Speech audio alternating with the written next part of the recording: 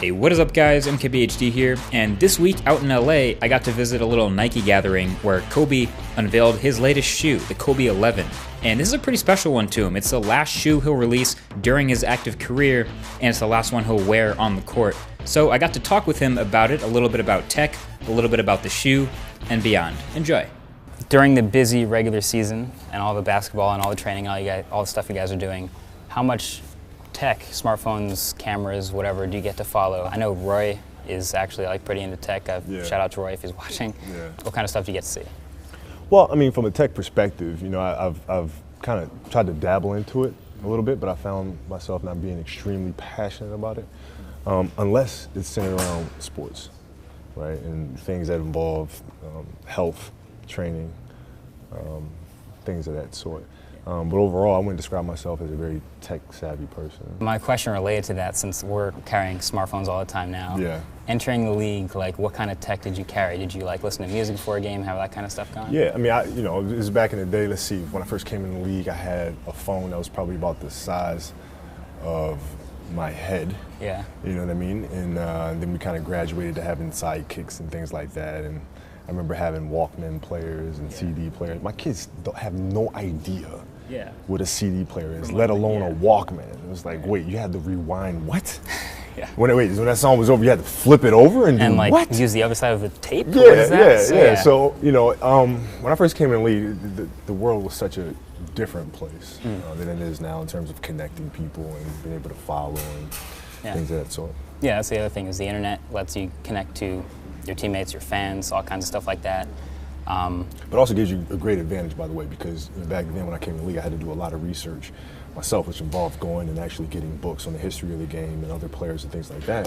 Where nowadays, I mean, you're a click away from finding out. Makes scouting easier. It makes it extremely easier, right? And so, as a culture, we should actually be much smarter. Versus becoming dumber. Right.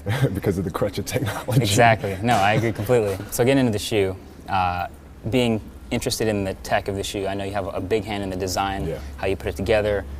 How closely do you get to work with the designer specifically on the tech and what's going into the shoe? Extremely close. Yeah. Because the shoe is always an extension of the athlete. In this case, for the years I've been with Nike, it's an extension of myself, right? So the shoe must be something that's going to help me perform better. And if it doesn't do that, we're not going to create the shoe. I heard a story earlier today about soccer and soccer shoes and having a low-cut shoe. I play a sport called Ultimate Frisbee. May or may not have heard of it, but a lot of us wear soccer cleats to play. So that kind of struck a vibe with me. Tell me about how this kind of stuff translates from the soccer pitch or cleats or low-cut cleats to the basketball court. Sure. So growing up, I played a lot of soccer. Yeah. And so I've always been a big fan of the sport. And so I remember watching a game on TV, it's a Champions League match, and saying, man, they put a lot of torque on their ankles, actually more than we do. Yeah.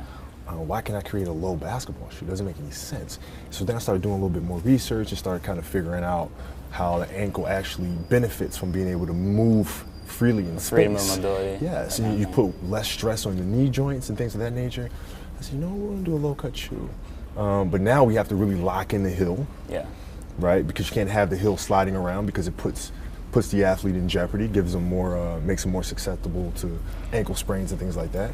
You have to make sure that the forefoot is really flexible, right? You have to make sure you're strengthening in areas that are extremely important, where in a high shoe you can kind of get away with those things. Yeah, I feel like a lot of ultimate players, you either get a low-cut cleat. I wear a soccer cleat, but then you get something for the ankle in addition. Right. Or you'll sacrifice weight and get more on the ankle. Right. We don't compromise. Exactly. So this is the Flyknit material. This is a big part of the weight savings. Tell me about like details you had a hand in to design this kind of stuff. Yeah. So what we did with the 11s, we actually improved the Flyknit. So we made the Flyknit sturdier. We made it stronger. And then we've actually combined technology. So we've combined some free technology. We've combined some of the Zoom and Lunar technology, which have been some of the staples with some of my other shoes. But they normally behave in isolation. Right. They normally don't communicate with each other.